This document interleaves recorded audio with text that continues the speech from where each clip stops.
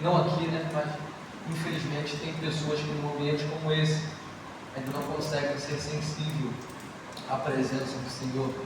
Alguns porque talvez estão ligados, né, lá fora, com a cabeça, né, em outros lugares, mas aquele que vem para receber. Tenho certeza que quem entrou vazio nessa noite vai sair cheio. E quem entrou cheio vai sair transbordando. Amém, queridos? Eu queria pedir, por favor, se tiver um tecladista que possa me ajudar, eu gosto de ministrar. No fundo tem alguém? Vamos colocar pelo menos um fundo musical, se puder, por favor. Queridos, eu quero louvar a Deus em primeiro lugar pela oportunidade que me deu de mais uma vez poder estar aqui, né? Aproximadamente quase 3 anos de ministrando aqui, e para a glória de Deus, né? O Senhor trouxe aqui através da pastora, né? Que Deus abençoe, né? O digníssimo não tem hoje, não pôde vir, né? O pastor João, o pastor Augusto, né? Mas eu quero louvar a Deus pela vida de vocês, né? Com muito temor e tremor por suportar, por saber a seriedade, não só aqui, mas em todos os altares, por saber da seriedade que é poder estar ministrando, né, a palavra do Senhor. Eu sou da igreja Cara de Leão, projeto Vida Nova, ali de Santa Teresa. Estou debaixo de autoridade, meu pastor Marcelo Lopes me abençoou, inclusive já minha noite já passou, né? Dia 7, caso que foi ontem, hoje já é minha noite, já é domingo, né? Foi aniversário do meu pastor, estive lá para ele agora, dei um abraço nele, ele falou, manda um abraço lá, pastor, pastora, e eu estou intimando ele para ele poder estar ministrando aqui também. Fala para aquele muito amigo, né, do meu pastor, ele falou para ele poder estar lá, né, ministrando lá. Aí a senhora deixa esse recado aí, seu maridão, né, em nome de Deus. Querido, eu quero louvar a Deus pela vida de cada um de vocês, né, o privilégio de poder estar aqui ministrando, cultuando ao Senhor realmente vocês.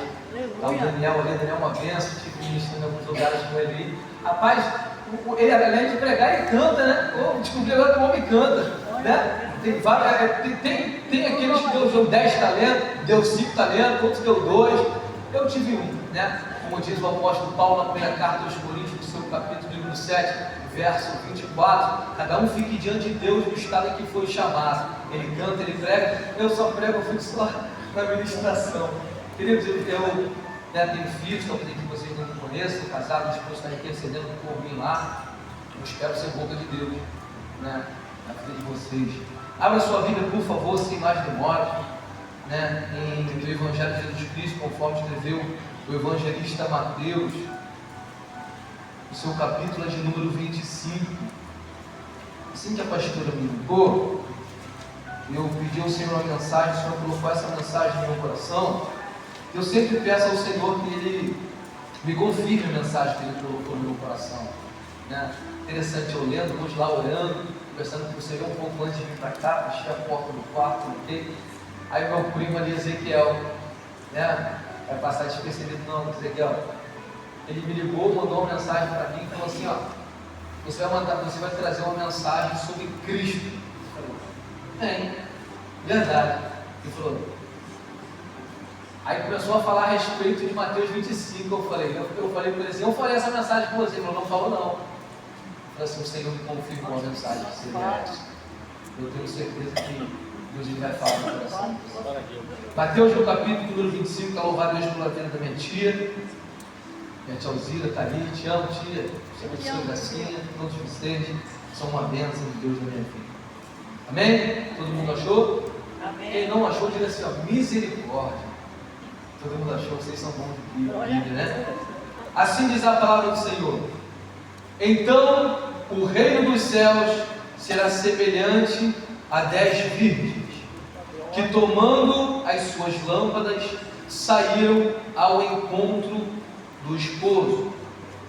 E 5 delas eram prudentes, e 5 loucas. As loucas, tomando as suas lâmpadas, não levaram azeite consigo, mas as prudentes levaram azeite em suas vasilhas, com as suas lâmpadas. E tardando o esposo, tosquenejaram todas e adormeceram. Mas à meia-noite ouviu-se a vigília do... Aleluia. Aí vem o esposo, sai-lhe ao encontro. Então todas aquelas virgens se levantaram e prepararam as suas lâmpadas. E as loucas disseram às prudentes: dai-nos do vosso azeite, porque as nossas lâmpadas se apagam.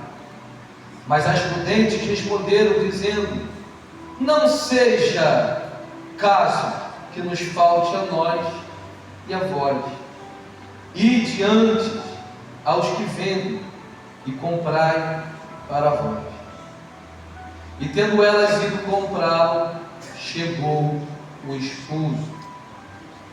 E as que estavam preparadas entraram com ele para as bodas. E fechou-se a porta. E depois chegaram também as outras virgens, dizendo: Senhor, Senhor, abre-nos a porta.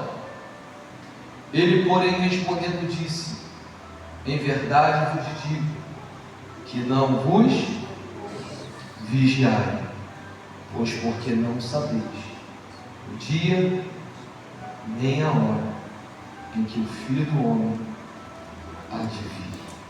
Amém? Faz seus olhos mais uma vez, por sua cabeça. Senhor, eu quero louvar, Deus amado, mais uma vez o teu nome e agradecer o Senhor. Pai querido, a minha oração aqui, ela não vai além da oração que teu servo fez por mim, pelo contrário. A minha oração, ela se une, Deus amado, à oração do teu servo. Pai querido, que em nome de Jesus, Senhor, o Senhor possa revelar a tua poderosa palavra, aquilo que o Senhor tem colocado, Deus amado, no meu coração, que o Senhor possa passar, Senhor, agora, Senhor, através do Espírito Santo, para a tua igreja, Senhor. Deus amado, eu não sou digno de glória, nem honra, nem majestade. Todos nós somos servos, Senhor, e o servo do Senhor, a quem tem glória, a quem tem honra, somente o Senhor é dado nessa noite, Pai, nessa madrugada. Então, Senhor, invocamos o seu nome e pedimos mais uma vez, Senhor, enche esse lugar com a tua glória. Abre o coração, Senhor, do teu servo, Senhor. Declaro que cada coraçãozinho aqui nessa noite é uma terra fértil, Deus amado, onde a boa semente, a tua palavra cairá, germinará e produzirá muitos frutos para a glória do teu nome. Digno és, Senhor, de receber glória, honra e poder, porque tu criaste todas as coisas e por tua vontade são e foram criadas. Te glorificamos e te exaltamos, em nome de Jesus. Amém. Amém, querido? Amém. Tem alguém com sono aqui? Não. Eita glória, sentindo a presença, que graça de Deus. Querido, essa mensagem das 10 virgens, ela está exclusivamente no Evangelho de Mateus. Vocês bem sabem que o Evangelho de Mateus, ao qual ele escreve, o Evangelho de Jesus, conforme escreveu Mateus, né, ele escreve para os judeus, né? Marcos escreve para os romanos, Lucas para os gregos e João para a igreja. Mateus vai apresentar o Senhor Jesus como o rei prometido, assim como Marcos vai apresentar Jesus como servo, Lucas como filho do homem e João como filho de Deus. Mateus, ele vai ressaltar e escrever para os judeus entender que ele é o rei prometido, aquele que há de vir, é verídico. É por isso que logo no capítulo 1 de Mateus, você vai ler e vai entender a respeito da genealogia. Jesus, filho de Davi e filho de Abraão. Ele vai relatar que ele é aquela descendência de Davi, que o reino não terá fim.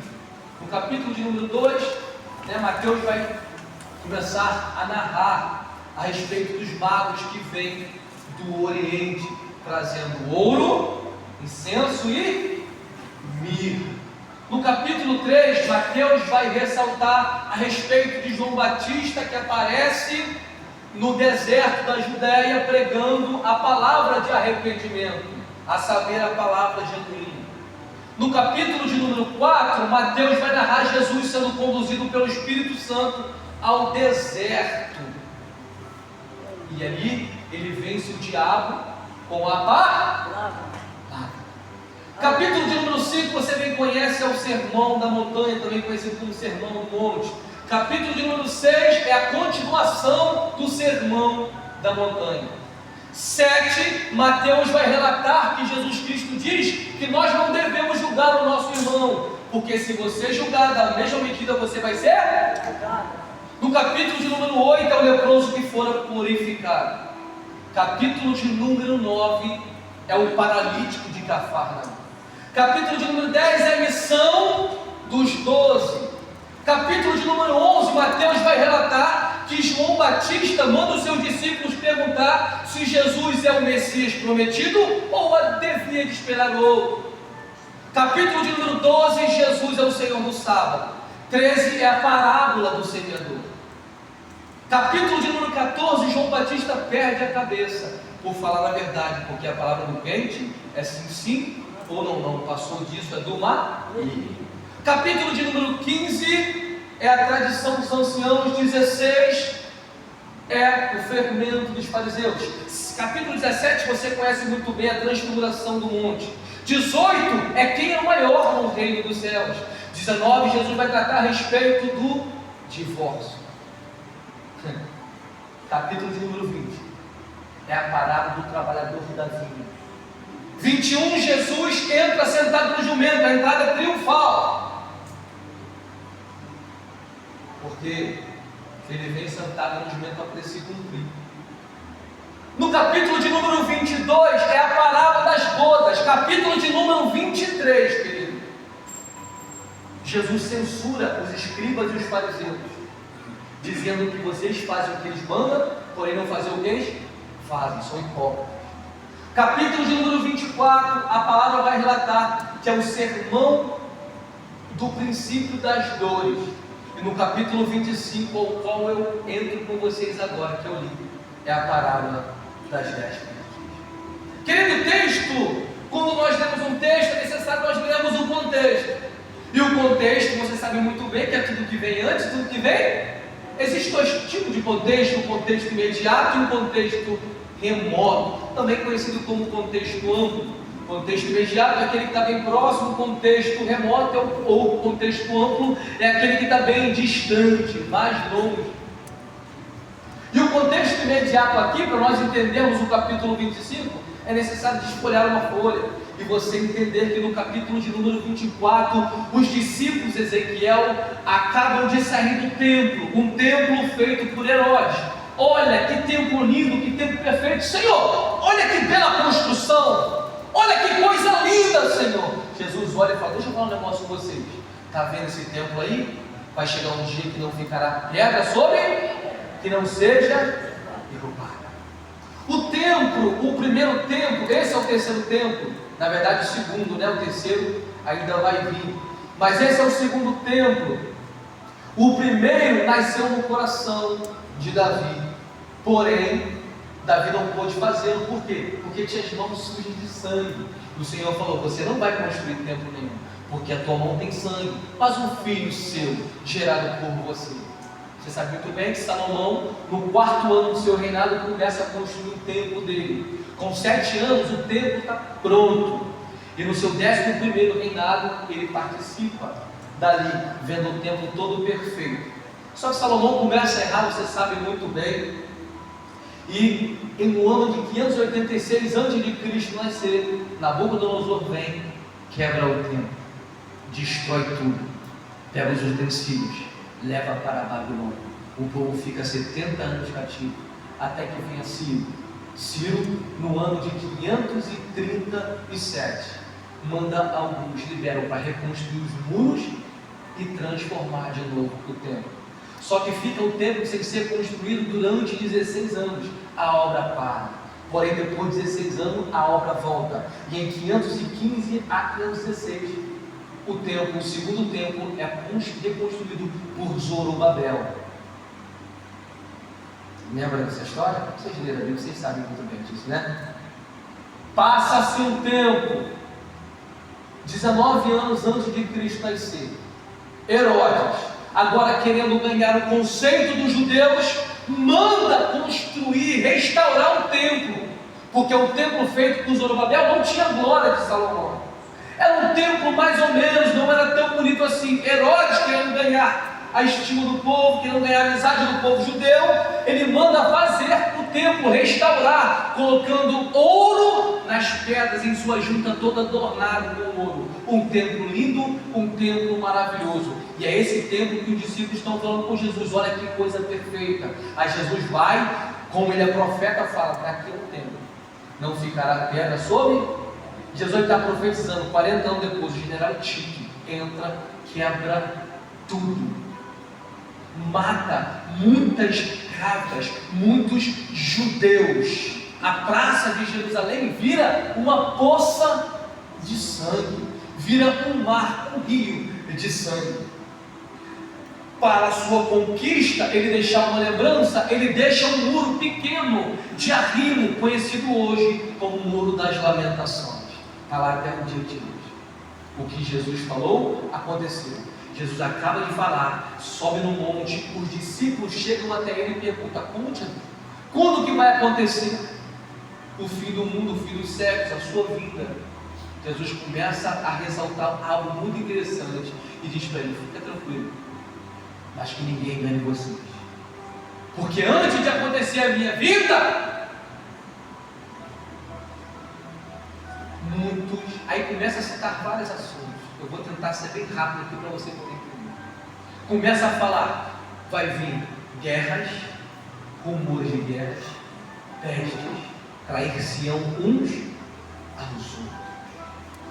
Aí ele começa a dar detalhe o que vai anteceder a vinda dele. Ele começa a falar que vai vir falsos profetas.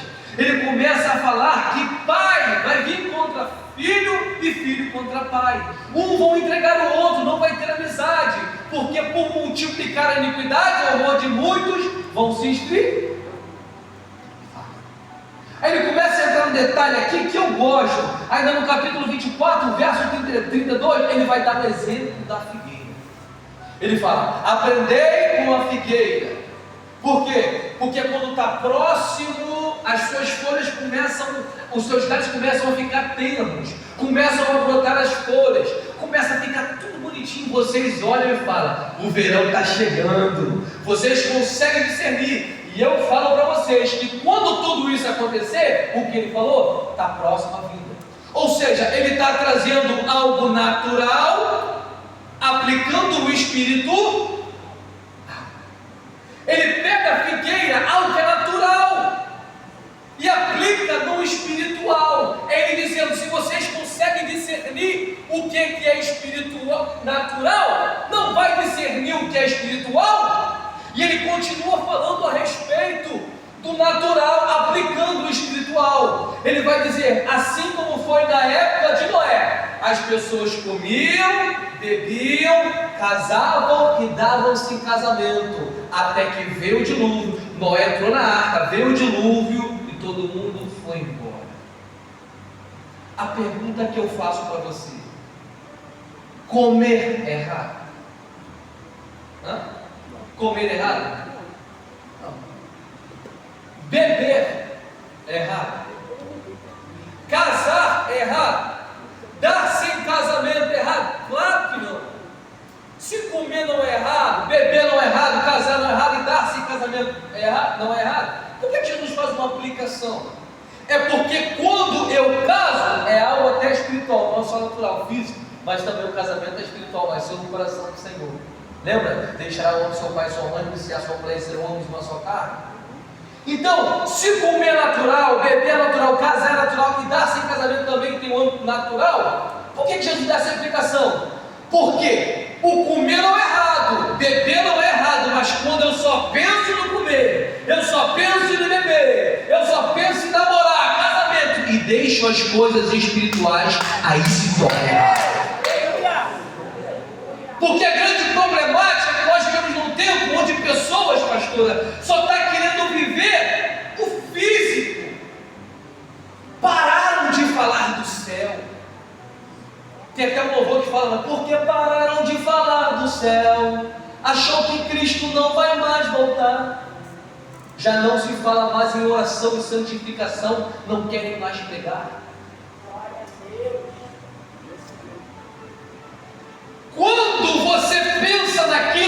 natural e esquece o espiritual, aquilo que é natural se torna errado. Porque mais do que você pensar no natural, pense no espiritual. Colossenses 3:2, a palavra vai relatar: pensar nas coisas de cima e não nas coisas que são na terra.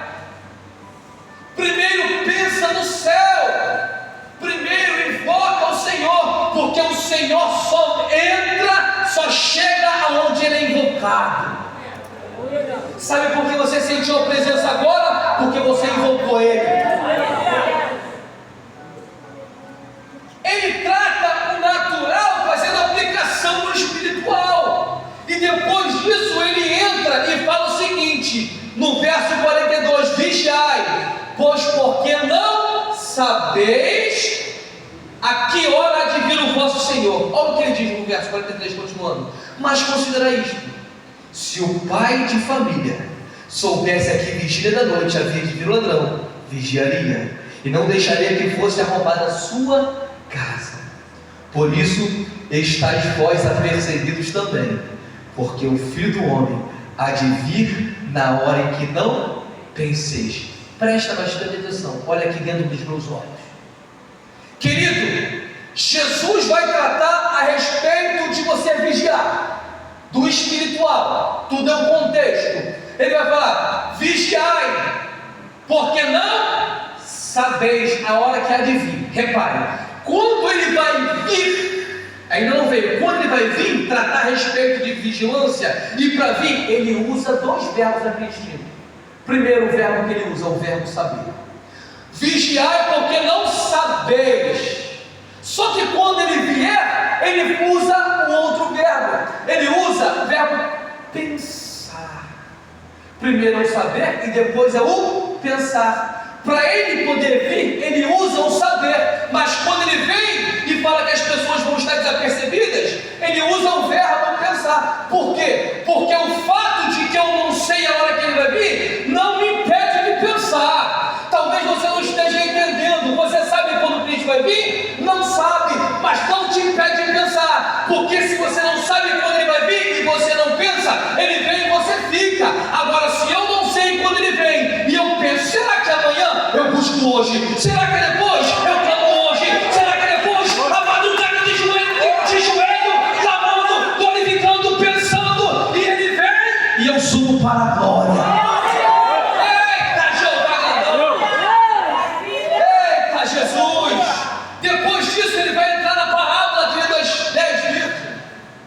Me perdoa, sou, como diz antigamente, o barco crescendo, sou igual carro, né? E olha que interessante, ele começa a falar agora a respeito, todo o contexto, ele entra no capítulo de número 25. Ele vai falar: então o reino do céu será semelhante a 10 virgens, que tomando as suas lâmpadas, saíram ao encontro do esposo. E 5 delas eram o quê? Prudentes. E 5 delas eram loucas. A palavra loucas aqui, no original, é moros. Moro significa nércia. Nércia significa sem Deus. Agora presta bastante atenção. O texto fala que tem 10 virgens. 5 delas eram prudentes e 5 delas eram as virgens, queridos. Elas não são a noiva, elas são damas de honra. Elas são aquelas que preparam, adorna, cuida da noiva para o encontro com o... Porque elas estão preparando a noiva, esperando. Porque é interessante, no Ocidente é algo muito interessante. Quem vem primeiro é quem? É o noivo. Lembra? Uma traz um noivo aqui. Aí a última, quem é a última? A última noiva, mais esperada. Está aqui na igreja todo mundo, aí vem a noiva. Quando toca a música lá, vem a noiva. Quando abre a porta, vem a noiva, todo mundo faz o quê? Olha para trás, nossa, que bela, que bonita. Porque aqui é diferente. Aqui a esperada, a principal é a noiva. Em Israel não. E para nós que somos servos, cordeiro também não. O principal não é a noiva, o principal é o noivo. A noiva está sendo adornada para que o noivo venha buscar nós, todos nós juntos aqui que somos a noiva. Só que o texto fala, querido, que tem 10, 5 prudentes e 5 Vamos lá, 5 prudentes e 5 loucas.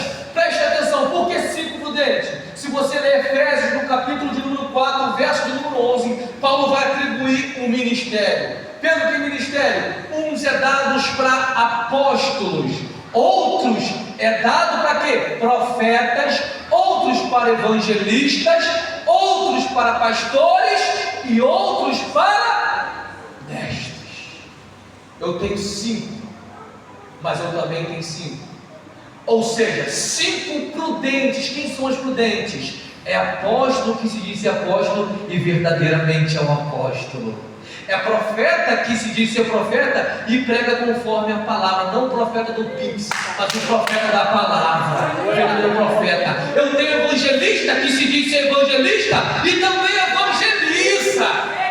Eu tenho o pastor que se diz ser pastor e verdadeiramente é um pastor. E eu também tenho um mestre que se diz ser mestre e verdadeiramente é mestre, irmão Custódio. Mas eu também tenho 5 que não é prudente, que é louco. Apóstolo que se diz ser apóstolo e não é apóstolo coisa nenhuma. Profeta que se diz ser profeta e também não é profeta coisa nenhuma, é mentiroso. Evangelista que se diz ser evangelista e não evangeliza ninguém. Pastores que se dizem ser pastores, mas só quer roubar a lã das ovelhas. E também mestre que se diz ser mestre e não ensina ninguém. Até aprende, igual uma morto, recebe, mas não libera para ninguém. Então eu tenho 5 que são prudentes e 5 que são loucos.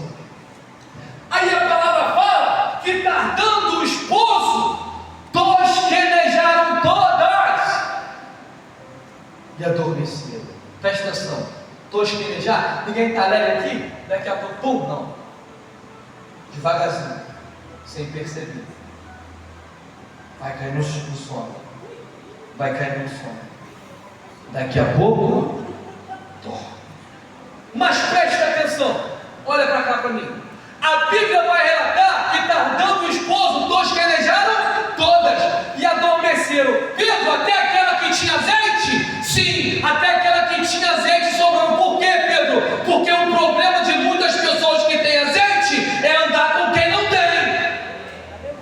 Tem gente com azeite de sobra, só que está andando com loucas. E as loucas fazem as prudentes também adormecer. Olha o texto. Adormeceram todas, não foi só 5, todas. Por quê? Porque eu tenho azeite, mas começa a andar com quem não tem e quebra. Ah, Pedro, mas Jesus comia com prostituta, sim. Ele comia, mas ele cometia pecado? É ele conversar um pouquinho, lembra, daqui a pouco ele ganhava. A prostituta já não era mais prostituta, era uma ex-prostituta. O leproso já não é mais um leproso, era um ex-leproso. O viciado já não é mais um viciado, é um ex-viciado. Jesus ganhou para o reino. Só que tem gente aqui, querido, que tem azeite e está andando com quem não tem, acaba adormecendo. Você conhece muito bem Salmo 1. Bem-aventurado varão que não anda segundo os conselhos dos, nem se detém no caminho dos, e nem se acerta na hora dos. Antes o seu prazer é na lei do Senhor, e nela medita a palavra dia e noite. Primeira carta aos Coríntios 15:33. Não vos enganeis, as más conversações corrompem os bons.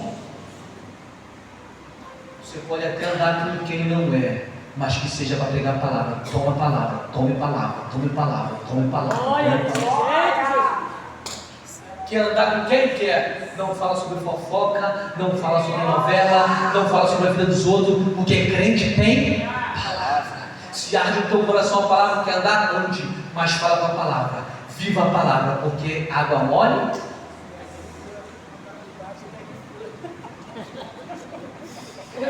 Foi no ditado, né? A irmã foi no ditado. A minha palavra não é fogo, diz o Senhor, e martelo que esmiuça a pedra. Elas estão dormindo porque estão andando com quem não tem azeite. Só que quando elas dormem, a palavra fala que à meia-noite falando. Pedro, o que está falando? Meia-noite é uma hora indefinida. Por exemplo, sábado 11h59, meia-noite, saiu do sábado, entrou para o domingo, saiu de um tempo, entrou para o outro. Meia-noite é a hora indefinida, é Deus falando, Jesus falando, vai sair de um tempo e vai entrar em outro tempo. À meia-noite ouviu-se um clamor, a vigília do... Qual é o clamor? Lá veio, saia ao céu. E a palavra fala que todos elas fizeram o quê? Ai, Jesus, eu gosto do meu Pai. A palavra fala que quando ouviu um clamor, todas elas acordaram. Pedro, não entendi. Eu vou fazer a aplicação e você vai entender. A mensagem que acorda o servo de Deus não é a chave da casa, não é a chave do carro. A mensagem que acorda a igreja não é o terreno, a saúde restabelecida. A mensagem que acorda a igreja é: Jesus está voltando, Ele vai te buscar. Essa é a mensagem, querido, que acorda a igreja. A Bíblia diz que a mensagem de consolação é falar que você vai ser arrebatado. Aleluia. Glória a Deus. Filipenses 4,16, o mesmo Senhor descerá do céu com alarido e com voz de arcanjo e com trombeta de Deus, e os mortos em Cristo ressuscitarão primeiro. Depois nós, o que ficarmos vivos, seremos arrebatados juntamente com eles nas nuvens, a encontrar o Senhor nos ares, e estaremos para sempre com o Senhor. Verso 18: portanto, consolai-vos uns aos outros com estas palavras. Pedro, que palavra? Acabei de falar, consolação. Não é falar a chave da casa, é falar que você vai ser arrebatado, vai se encontrar na glória, e de lá Deus vai enxugar aos teus olhos toda a lágrima. Aleluia. Querido, ouviu-se um clamor à meia-noite. Está vindo noivo. Acorda, acorda. Porque essa é a mensagem que acorda a igreja. A mensagem que desperta a igreja a falar que Jesus está voltando. Então acorda, rápido. Acorda. Por que não fala o nome dessa pessoa que grita? Só fala que ouviu. Primeiro que é parado, não fala o nome. Pedro, se não fala o nome, o que eu posso fazer? Se encaixar aí. Não entendi, Pedro, vai entender. Eu sou aquele que grita. Aleluia. Glória a Deus. Você é aquele que grita. Lá vem o noivo. Gracinha, você é que grita. Lá vem o noivo. Tia Alzira, a senhora é que grita. Lá vem o noivo. Irmão, o Senhor é o que grita. Lá vem o noivo. Daniel, você é o que grita. Lá vem o noivo. Pedro, não entendi, não. Fala nome, se encaixa você. A meia-noite ouviu. O tempo acabou. É outro tempo. Não fala mais da vida dos outros. Não fala mais de fofoca. Fala que Jesus Cristo está voltando. Conserta a tua vida. Quer ir para agora? Conserta. Não quer? Fique. Aleluia, Senhor. Elas acordaram desesperando, falaram rápido. Peraí, está vendo alguém então? E daí? Dai-nos do vosso azeite. Dá do azeite? A irmã já entendeu ali. A irmã já entendeu. Dai-nos do vosso azeite. Tentou fazer eu dormir, conseguiu fazer eu dormir por um momento, mas glória a Deus quando eu tenho azeite. Você que está fazendo eu dormir, não quer do meu azeite? Ou não, vai aos que compram, aos que vendem. Sabe o que quer dizer isso? Somente quem um dia ganhou azeite acordando às madrugadas. Somente um dia quem ganhou azeite indo para Deus debaixo de chuva na relampegando. Somente quem ganhou azeite sabe as madrugadas da oração, buscar o Senhor, ler a palavra. Somente quem tem o sacrifício de ganhar azeite sabe como é difícil. Aí tem gente pedindo que não quer nada com Jesus para dar do azeite. Dá não, vai você comprar. Vai você comprar, vai você buscar, vai você orar, vai você se consagrar, vai você jejuar. Dou não. Aí Shirley, nesse momento Ezequiel, ela sai para comprar. Porque infelizmente, vocês já ouviram muito falar isso aí? Infelizmente, ainda tem gente vendendo e tem gente comprando. Tem gente vendendo, tem gente comprando. Só que quando o noivo vem, o que compra, o que vende, e o que vai adiante também não é. Comprar o azeite, eu vou terminar por fim. Comprar o azeite, eu chegar, tentar comprar, chegar, Senhor, abre-nos a porta. Ai, Jesus, agora é tarde demais. Pedro, por que é tarde? Porque em Mateus, no capítulo de número 7, verso de número 13, Jesus falou o seguinte: entrai pela porta estreita, porque é larga a porta, é espaçoso o caminho que conduz à perdição, e muitos hão de passar por ela. Mateus capítulo 7, a porta está aberta. Mateus capítulo 25, verso 11, a porta está fechada. Eu estou sentindo uma graça. Glória a Deus. Querido, Mateus capítulo 7, verso 13, a porta está aberta. Aleluia. Mateus capítulo 25, a porta está fechada. E quando você tem a oportunidade de entrar para a porta, buscar azeite na madrugada, queira, querido, Jesus ainda não voltou, mas ele vai voltar e vai chegar um tempo determinado onde a porta vai estar fechada e não vai mais adiantar bater.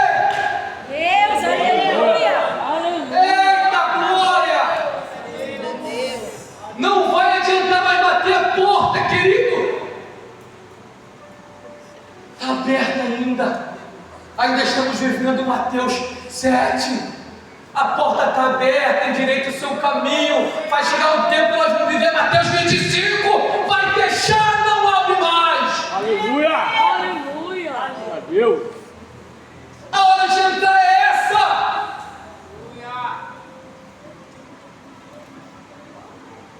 Meu primo ali, Gabriel, ele falou a respeito do altar.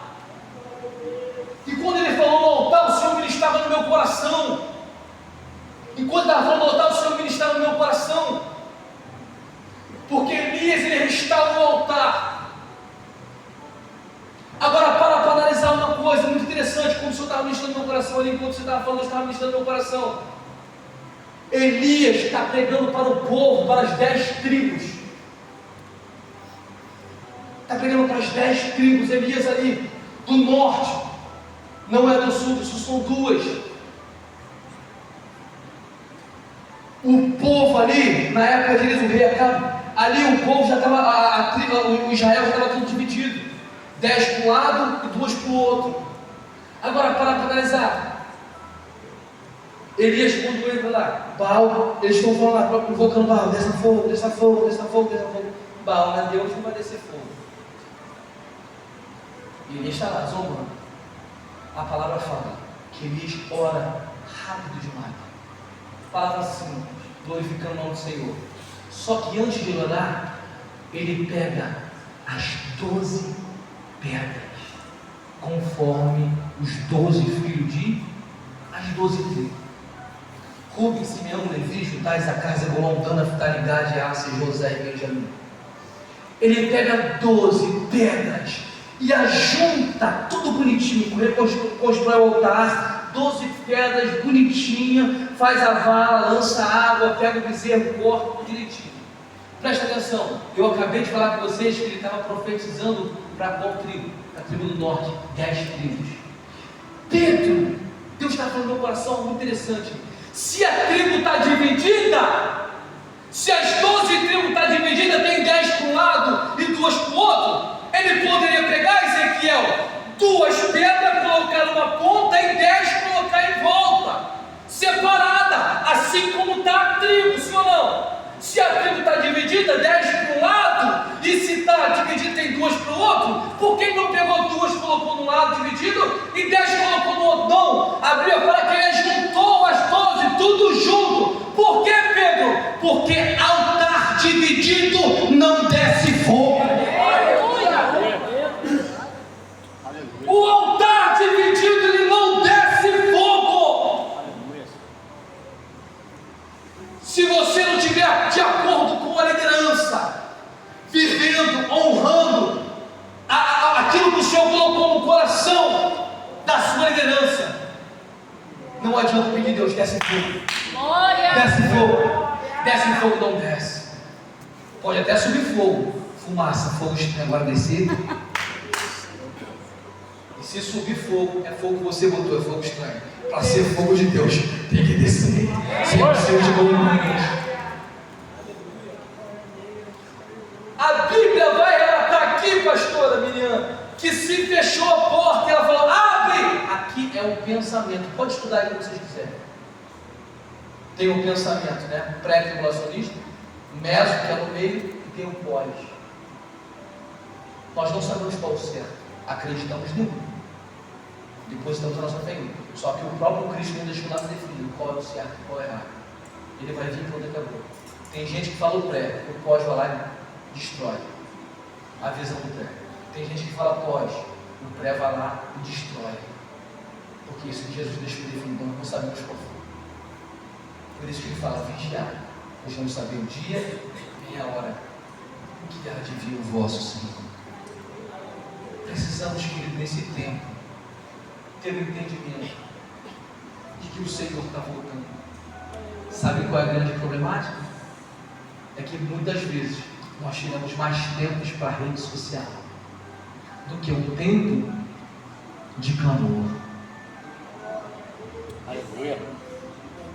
Tiramos tempo para filho, que não é raro. Primeiro é Deus,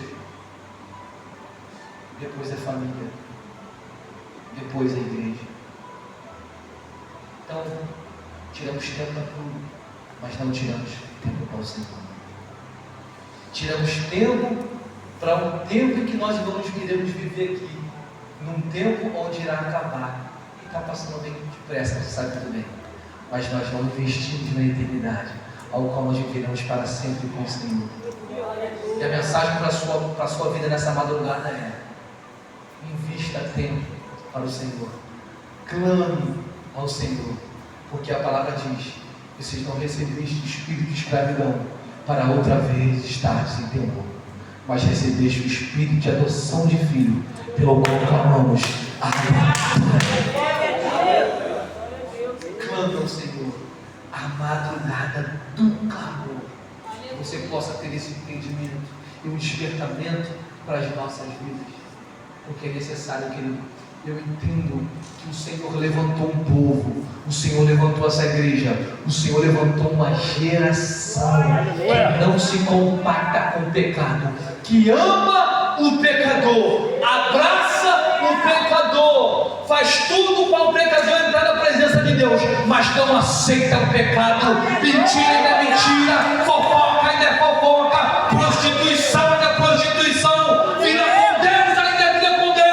Vive a vida conforme a palavra diz, pregue a palavra conforme ela diz, não inventa, não faça nada, não pregue somente aquilo que as pessoas querem ouvir, mas pregue aquilo que as pessoas precisam ouvir. Pedro, o que a pessoa precisa ouvir? A mensagem da cruz. Primeira carta aos Coríntios, no seu capítulo 1, verso 18, porque a palavra da cruz é loucura para os que perecem, mas para nós que somos salvos é poder de Deus. Verso 21 continua dizendo: visto que na sabedoria de Deus o mundo não conheceu a Deus pela sua sabedoria, aprove a Deus salvar os crentes pela loucura da pregação, porque os judeus pregam o sinal, os gregos buscam sabedoria, mas nós pregamos a Cristo crucificado, que é escândalo para o judeu e loucura para os gregos. A palavra que salva é a palavra da cruz. Pregue Jesus, ele está voltando, a porta está aberta. Quer entrar? É salvo, não quer entrar? Vai perecer. Essa é a mensagem. Se coloque de pé, em Jesus, perdoe o tempo. Essa é a mensagem. A mensagem que transforma, a mensagem que cura, a mensagem que liberta, a mensagem que restaura, a mensagem que edifica, a mensagem da cruz. Eita Jesus! Aleluia! Que a nossa mente possa ter entendimento. Feche seus olhos, queremos clamar. Pega a luz. Aleluia! Vamos clamar ao Senhor. Aleluia! Feche os seus olhos, começa a glorificar, começa a exaltar Ele. Glória a Deus. Fala, Senhor, me dá mais uma oportunidade, eu não sei como esse encontro aqui na tua vida. Mas uma coisa eu tenho certeza, eu sei, querido. A Bíblia diz que Ele sonda o teu coração, esquadrinha o pensamento. Ah, meu amado, eu não sei o que você tem passado, meu amado irmão. Eu não sei o que passa no seu coração, mas uma coisa eu tenho certeza: o Senhor está sondando o seu coração hoje. Ele quer salvar você. Talvez você possa falar: Pedro, eu sou crente. Pedro, eu sou servo de Deus já, Pedro. Faça essa pergunta: de fato você teve um encontro com Cristo? Porque, querido, não vai te salvar você estar aqui só na igreja, querido.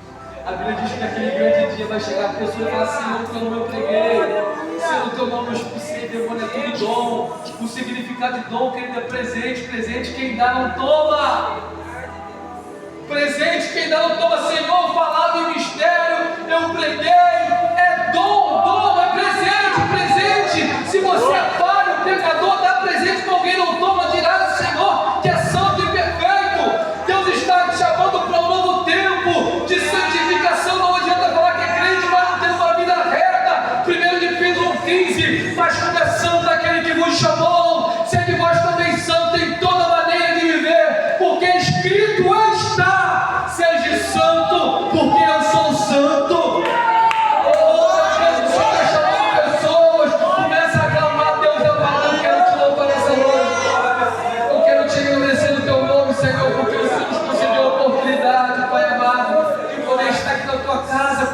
Entregando, Senhor, ao Senhor.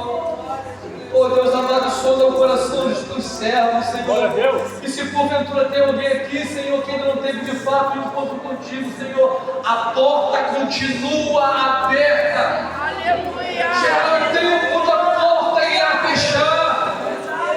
O Senhor nos concedeu, Pai querido, arrependimento. A tua palavra diz que é o teu Espírito Santo que conduz o homem, Senhor, ao arrependimento.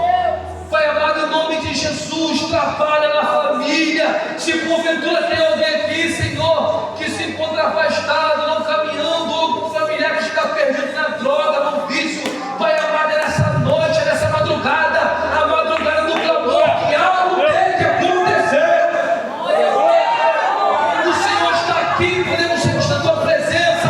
Pai amado, em nome de Jesus, Senhor, desce poste aqui na sombra da sua igreja. Oh Pai amado, realiza o desejo do coração da tua igreja, desde que esse desejo venha a ser em ti, desde que esse desejo venha a ser para glorificar e exaltar o teu poderoso nome.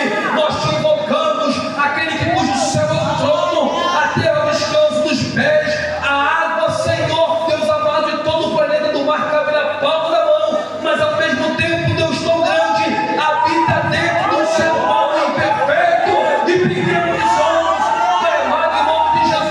Restaura, transforma, liberta, e que possamos entender, Senhor, ser aquelas vistas, aquelas pessoas que de fato estamos pregando, estamos cantando, estamos preparando a noiva sim, mas com azeite sobrando, porque quando o Senhor voltar, nós entraremos, não seremos aquelas que preparamos a noiva e chegar naquele grande dia, fizemos de tudo para a noiva ser adornada, mas não entraremos, Senhor, não seremos essas.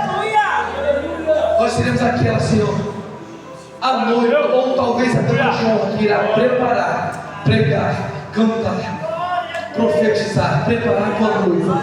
Mas também quando o Senhor voltar, nós iremos contigo, Senhor. Nós te glorificamos, Senhor, e te aplaudimos. Em nome de Jesus.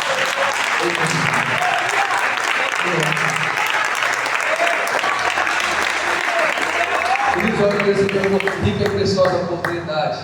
Deus nos abençoe. Paz.